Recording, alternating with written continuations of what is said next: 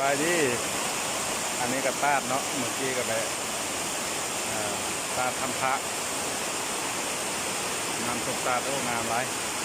ฮัลโหลมื่นเลย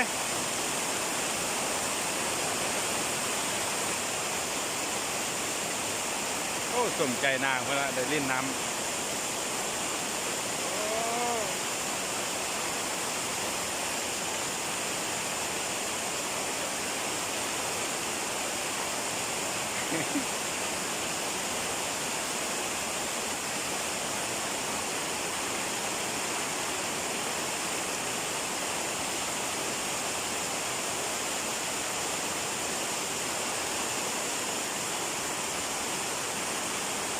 ขอให้เจ้าน้อยพลาดทัน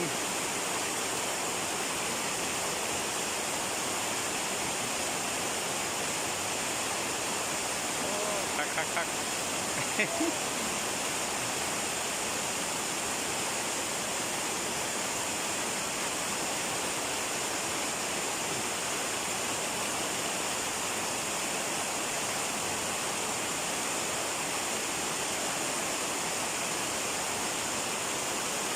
มา